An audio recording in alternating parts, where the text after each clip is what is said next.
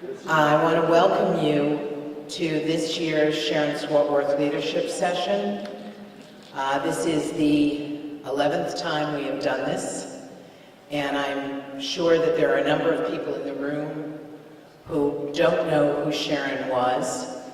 And for those who do, we all remember in speaking with General Huffman this morning, the only negative we could come up with was Sharon was vertically challenged. Sharon was all of about 4'11.5", but she brought 6-foot guys to their knees because she knew what she was doing. She was a true leader. And General Huffman is also a true leader. He is a retired Judge Advocate General of the United States Army. He retired in 2001, and the connection to Sharon is Sharon was his chief warrant officer.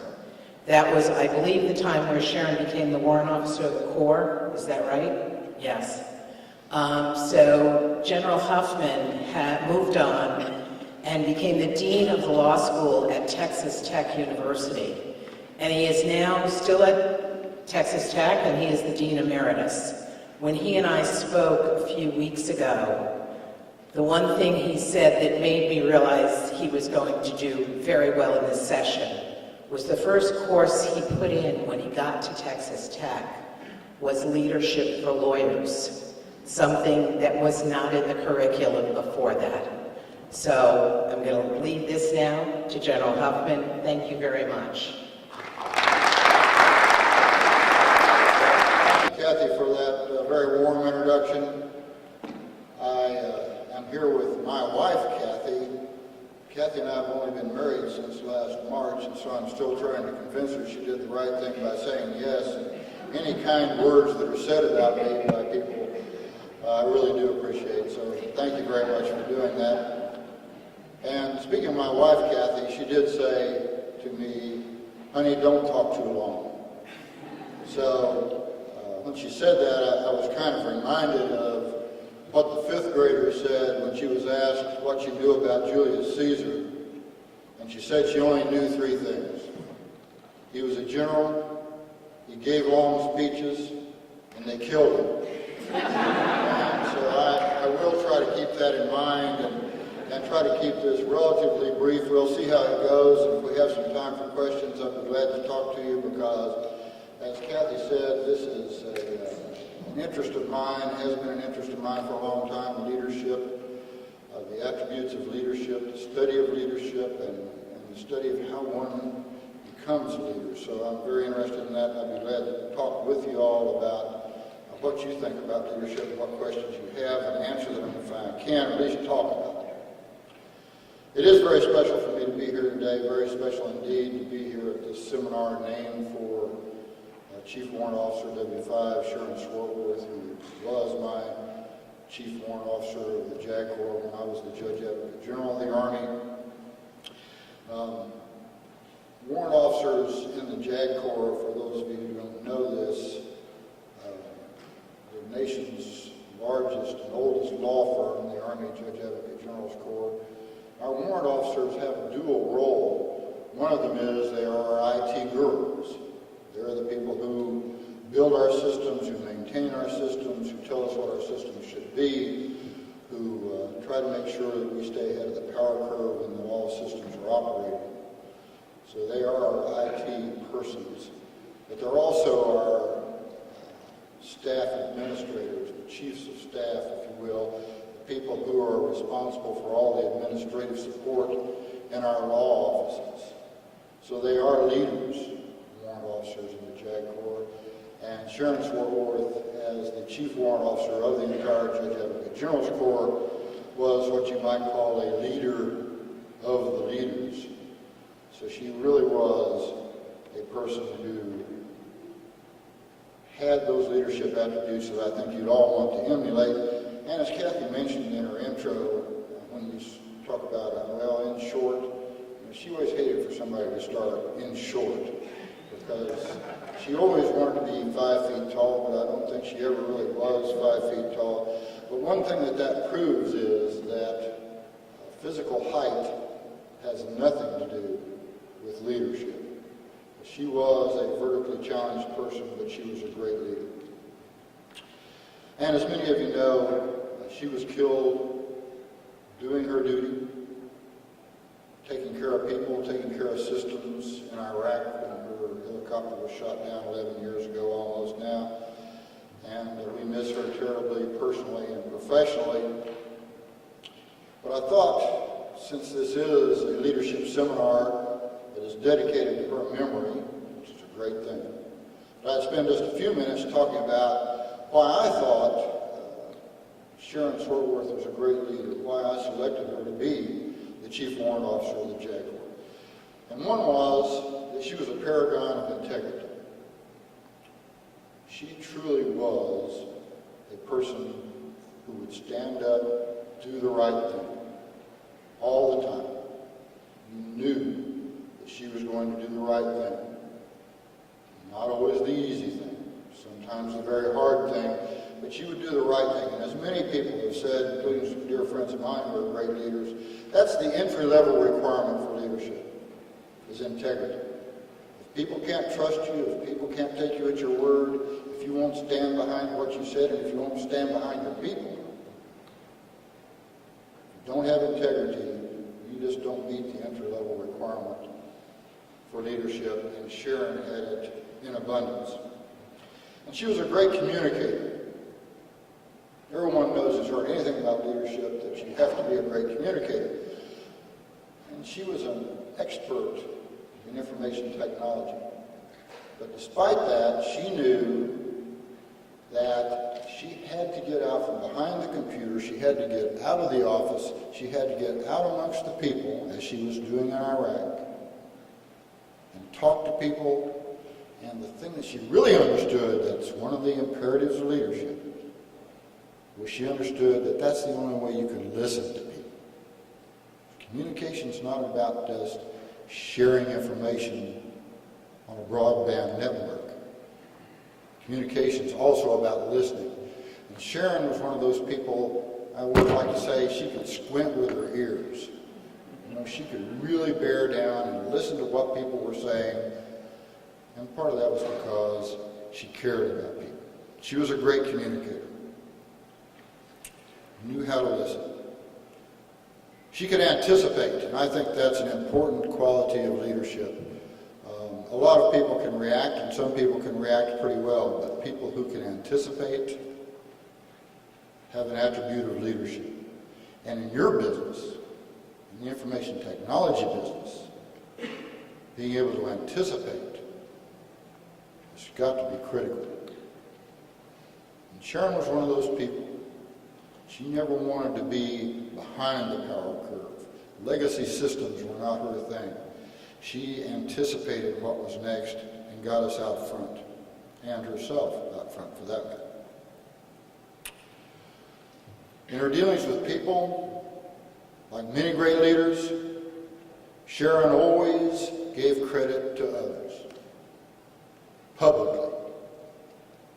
If there was a great accomplishment which could rightly be attributed to Sharon, she would make it a point to publicly acknowledge the contributions of others and to give credit to others and to praise others in public.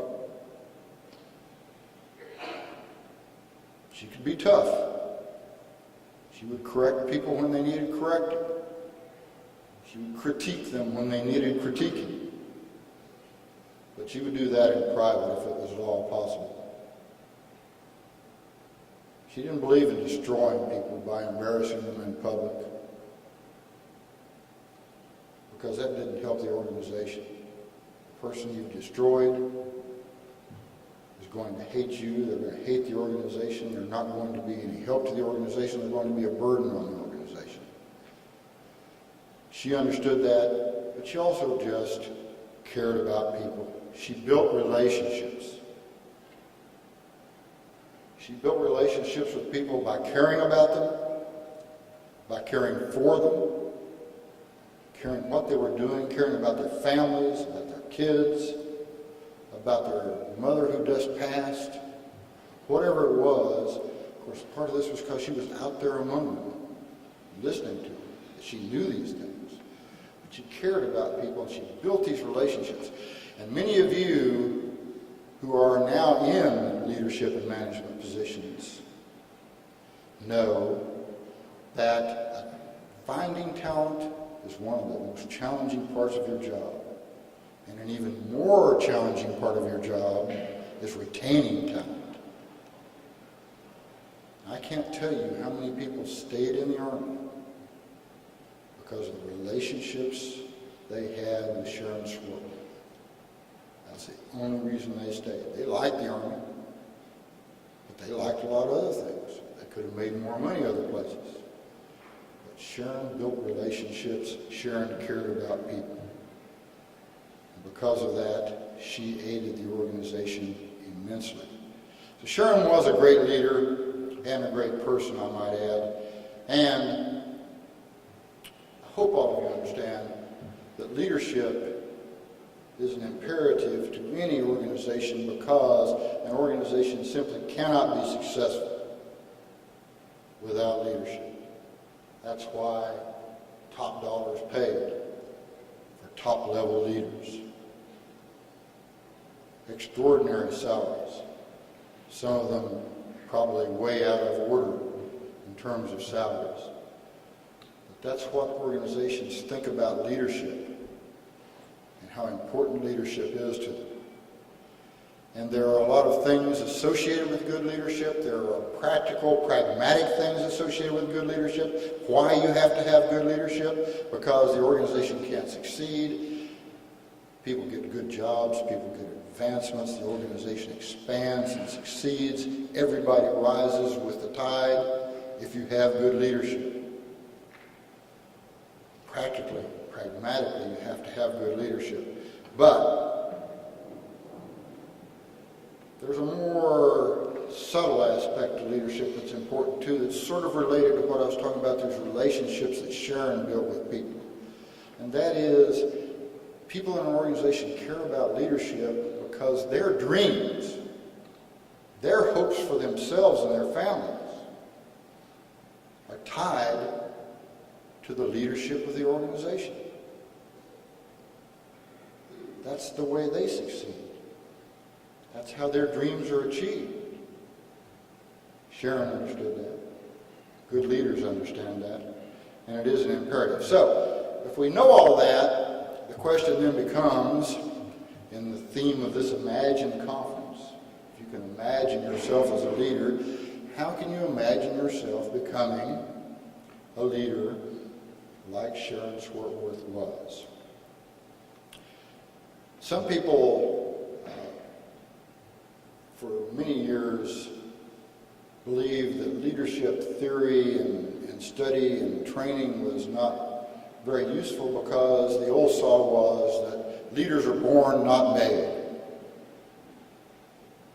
And for some reason, a lot of people tended to believe that for a long time, except in organizations like the United States military, where, because of their mission, they had to take, quote, ordinary people like me, and through a rigorous multi-layered training program, develop them into effective leaders. Not everyone's going to be a great leader. Everyone can be a more effective leader. With leadership study, with leadership training, with an understanding of the leadership principles and attributes that are important to you and important to your organization. So you can make leaders. The military's proven it for many years. Other organizations have become enamored by this concept of building leaders from within. So leadership study has become a much larger aspect of many curricula in business schools, and now in a few law schools, and in other schools as well, and it is important. Not everyone has the talent, nor the will to become a truly effective leader. And that's just the fact of the matter. And another thing is, putting someone in a leadership position is not the same thing as making a leader. You can sit behind a big desk in a big leather chair and have a sign on the door that says you're in charge, but if you don't have the right attributes, you're not really a leader. So, how do you become a leader? To trek down that path, you first start out with the concept that leaders, by their very definition, have to be taking an organization and its people somewhere, right? They're leading somewhere, or away from somewhere. And most organizations have mission statements that describe where that organization is going and why. If your organization does not have a mission statement, it certainly should have a mission statement. Where are we going and why? You know, the great Jim Collins in his book, Good to Great, talking about those organizations that have succeeded through multiple upturns, downturns, inturns of the economy, noted that one of the most important things he could describe was what the mission statement of an organization was, because if you couldn't describe to yourself why your organization was important and where it was going and why, then if your organization disappeared, your firm disappeared, it's likely no one would notice or care. So what is it that sets your firm, your organization, apart from others? What's your mission statement? And once you understand that, then you understand the first aspect of your becoming a leader, because the next thing you have to figure out is what's your personal mission statement? What's your personal mission statement? What values are important to you that will take you and your organization where you want to go? And you ought to just sit down and jot down those values, your core personal mission statement, that are important to you. And they may include honesty, integrity, compassion, trustworthiness, the importance of people, continuous improvement, loyalty, ensuring quality performance. The list goes on and on and on. But the important thing is that as you think through these, you don't just put down a list because you like the way they sound. You have to put down a list of values, your personal mission statement, that are values you believe. Values that you believe in and that you are willing to model as a leader and teach as a leader every day. Every day. You know, the old saying is, it's not enough to talk the talk, you've got to walk the walk. And that's what we're talking about here, is being able to walk the walk. It's interesting that an author on leadership wrote a book that some of you may take some umbrage with. The title is called Leading Geeks. But in this book, he talks about the millennial generation, and who already make up a large portion of our workforce. I'm sure some of you are in the office today. But he said this younger generation especially seems to have these well-tuned hypocrisy detectors. And they, quote, sound an alarm whenever any sort of inconsistency or double standard may be present in a leader's behavior.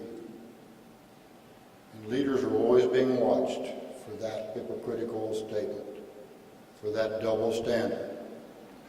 You have to walk the walk. And to continue this walking analogy, another good friend of mine, Rear Admiral retired Marcia Evans, likes to talk about the shadow of the leader.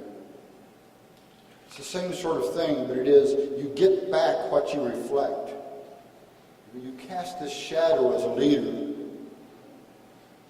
whatever that shadow is what you're going to get back from your people. So, you know, if you through your dress or your attitude indicate to people that sloppy is okay, then sloppy is what you're going to get. Yeah. You're the leader. Must be the right thing, right? They're walking in your shadow.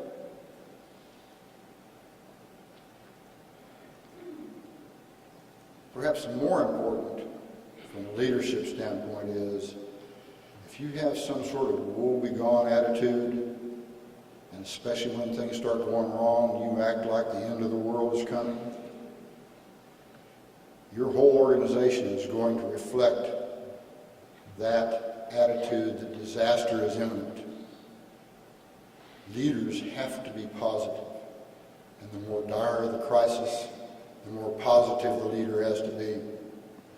Otherwise, because your people are reflecting what you are, you can take the whole organization down with you just because of the attitude that you reflect. So, leadership really is all about you. Leadership attributes, the attributes that you will embody, that you will teach, that you will be the role model for, and they must be yours. Don't try to fool people. It won't work very long. But whenever you study these attributes of leadership, one of the attributes that always comes up is charisma. You have to have charisma to be a great leader. Charisma is one of those funny things. Hard to define what charisma is.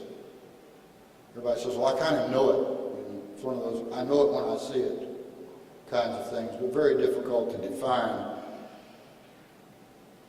You know, at one stage, charisma may just be likableness. That you're likable, that you can personify likableness, you can portray this likableness to other people. This may explain why some people vote for politicians when they don't even understand their platform. Or maybe they don't even know what their platform is, but they like it. You know, that's a form of charisma. Another form of charisma that we most often associate is that intense passion that some leaders seem to engender in their followers that borders on love. Unconditional love for a leader because of their charisma. But whatever you think about charisma, two things about charisma are true. One of them is you don't have to have charisma to be a leader. Consider Abraham Lincoln, perhaps the greatest leader in the history of America. Of the many great attributes attributed to President Lincoln, charisma is not really one of them. But he was a tremendously effective leader. But secondly, a person who has charisma, but who lacks those other attributes of leadership that are critical to being a good leader, the integrity, the honesty, those values, is not an effective leader despite their charisma. A fellow named Frank Devlin, who is a Mexican businessman, and he was president of Rotary International, wrote a book on leadership. And he said something I thought was really good. He said, charisma is a tricky thing. Jack Kennedy oozed charisma, but so did Hitler and Charles Manson. Con artists, charlatans, and megalomaniacs can make that their instrument as effectively as the best CEOs, entertainers, and presidents. So, if you can combine charisma with those other effective attributes of leadership, you're probably even a better leader than you would have been without it. But charisma by itself does not make a leader. And so, personal attributes, critical to leadership. But so are professional attributes. Professional attributes. You must be competent in your profession. You must be respected as competent in your profession to be a leader. If you're not technically competent, those people for whom you're responsible, who are supposedly working for you, are not going to respect you. And you cannot be a leader if you don't have respect. And your technical competence does something else for you that's important for leadership too, and that is it gives you confidence. You know what you're doing. And you, whether you know it or not, are demonstrating that confidence every day as you walk amongst your people and around your people and work with your people. And that confidence inspires people to do something. Technical competence. It's really important.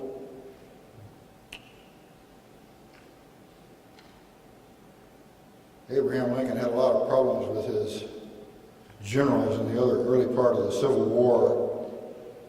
I really like to look at Abraham Lincoln because he was such a great leader.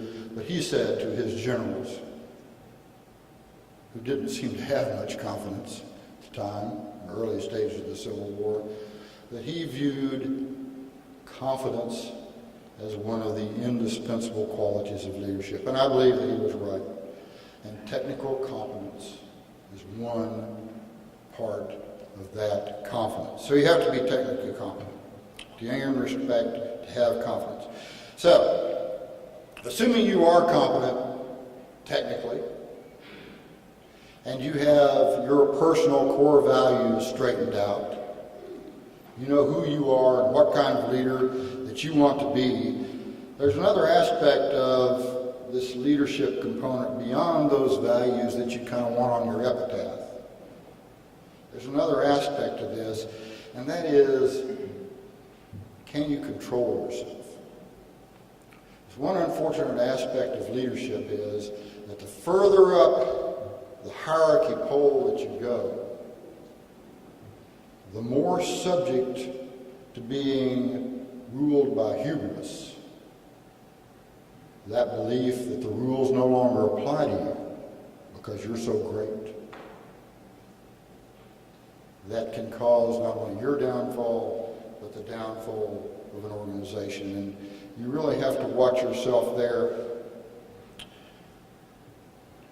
Another one of my mentors was fond of saying there are a lot of things that can cause a person to fail as a leader because of hubris and this belief that the rules don't apply to them anymore. But the big three, and probably many of you have already seen this happen, unfortunately, the big three will cause more careers and sometimes the organizations associated with those careers to fall completely into the trash can than any other. Sex, money, and drugs, including alcohol. Those three. And so you have to watch out for that as a leader amongst the people for whom you are responsible, but you have to watch out yourself. The rules still do apply to you. In fact, they apply to you in a greater way than they apply to other people because everyone is watching. So be sure you take care of yourself. I was reading about Lincoln. I saw a quote from Lee, General Robert E., that is. He said, I can't trust a man to control others who can't control himself. And I think it's true. Great leaders not only hold other people accountable, which you have to do to be a leader, but more so they hold themselves accountable. The really great leaders hold themselves accountable. You say, well, I think I can do that because I know me. I can do that. But do you really know you?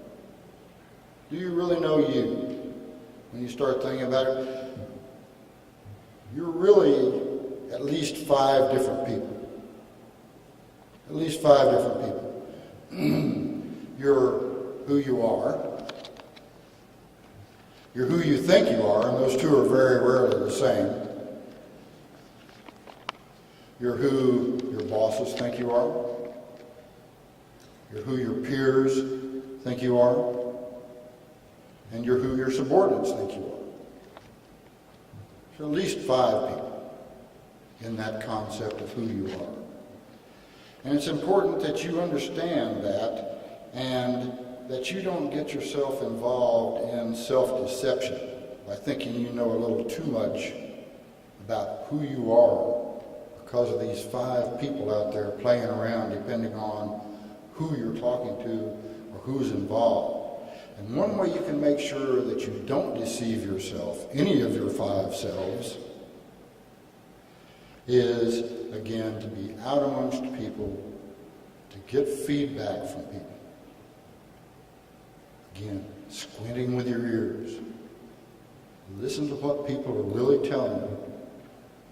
Take on board that feedback, and that will make you a better leader and will keep you from falling into that trap of self-deception when you think that you are doing great, but the other 4 yous are not doing so well, and you don't know it.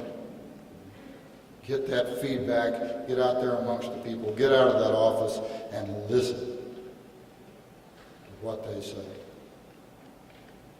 So, your values, the attributes you're willing to model, that you will model, your technical competence, understanding yourself, these are all keys to being effective leaders. All of them.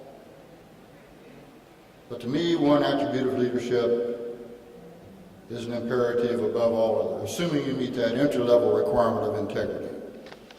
The one that transcends all other aspects of leadership and certainly epitomizes Sharon Swartworth is kind of portrayed by this story.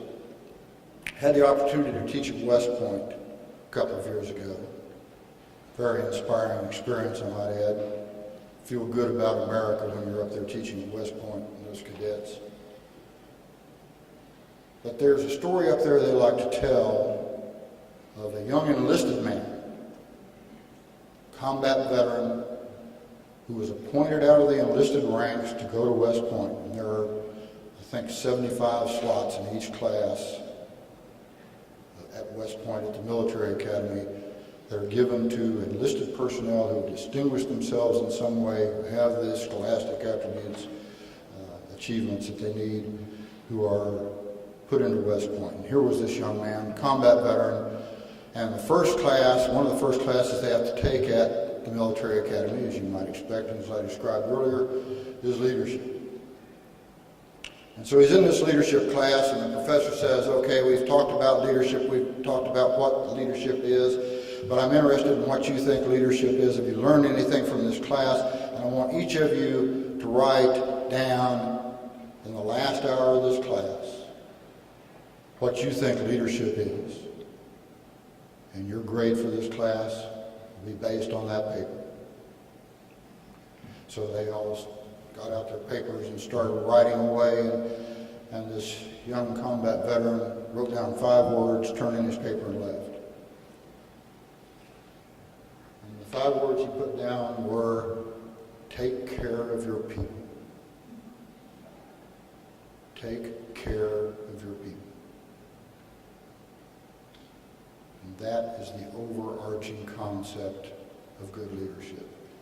And again, Sharon Swartworth epitomized that. So, as I wrap this up and leave a little time for questions, let me encourage you, take care of your people, take care of yourselves.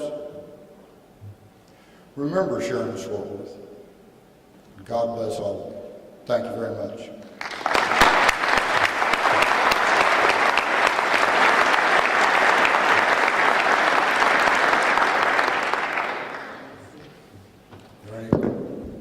Questions, comments, something anyone would like to discuss? Be happy to discuss it with you. One over here. Yeah, let me come to you so they can record the question.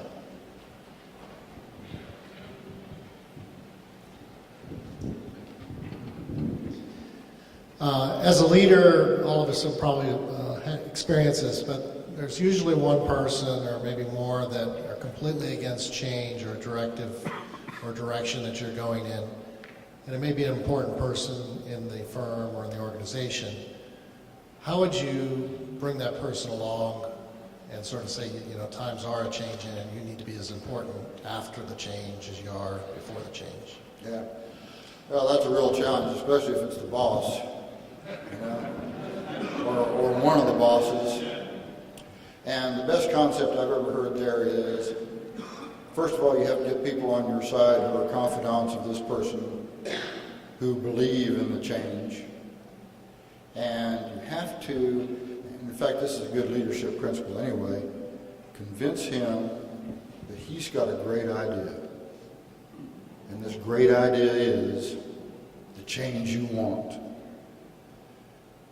And so instead of addressing it directly, here's my idea, here's why it's a great idea, I want you to approve it. It's, how can we make things better? Here's a problem we've got. How do you think, boss, we can make this better? That's a hell of an idea, boss. Wish I'd have thought of that myself. Let's do it. You know? Does it always work? I don't know. But if you can make, I do know this though, if you can make your idea his idea, or if you're a leader and you're having trouble with the whole organization, make it their idea instead of something you're shoving down their throats, then you can get the mission accomplished. No easy solution to that one, though.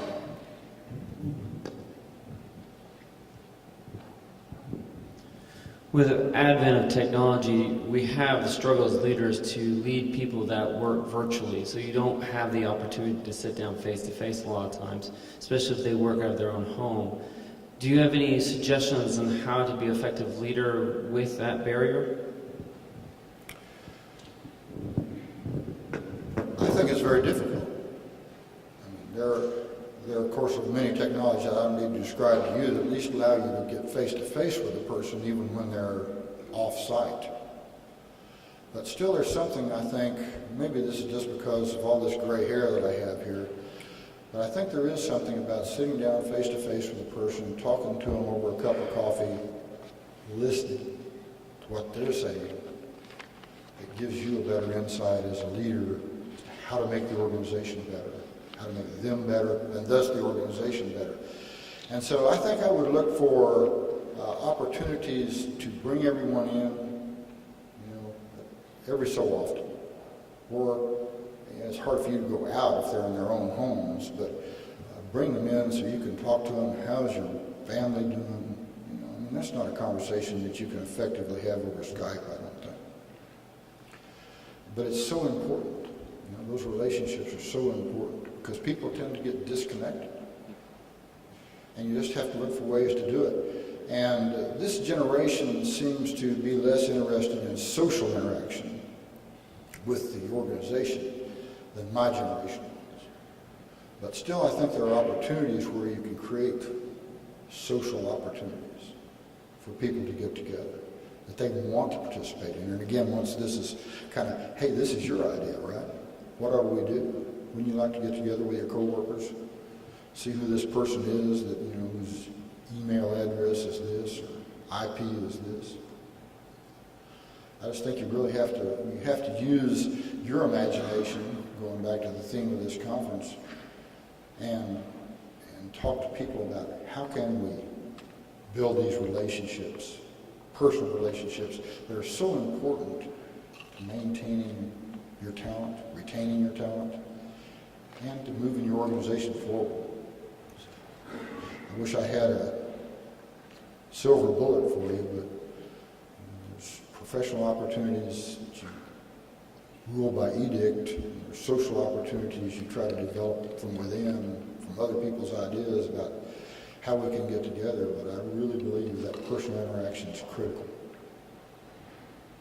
Harder today.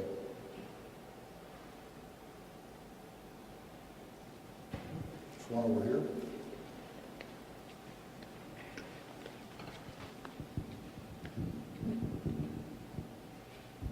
Thank you. I was wondering if you could give some recommendations for someone that may be thrown into a leadership role that wasn't necessarily ready for it yet. maybe general practices that they can use on a day-to-day basis to get them to the point that they need to be an effective leader? Well, one thing I do tell them is attend leadership training, read leadership books,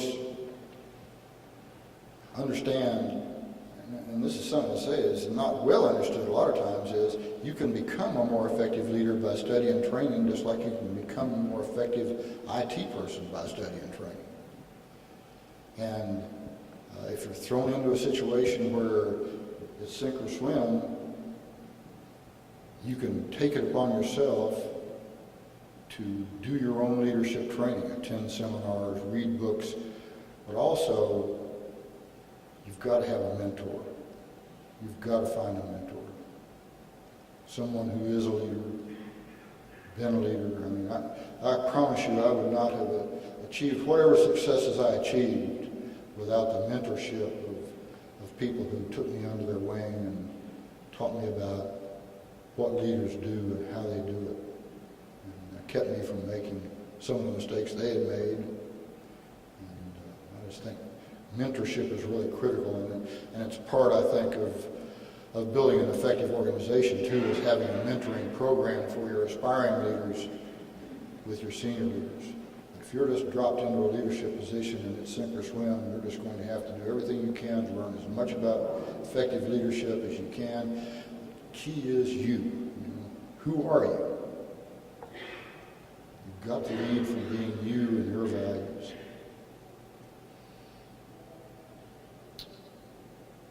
That's a tough situation if you're exciting opportunity, sometimes a significant challenge. But mentorship's important. I hope all of you who are more senior in your firms are building the next generation of yous by mentoring people, building those kinds of attributes within the people who you know are going to follow you, or who you hope will follow you if they stay with the firm. Any other questions, comments, or concerns? Okay, General Huffman, thank you very much. I think we all have some takeaways.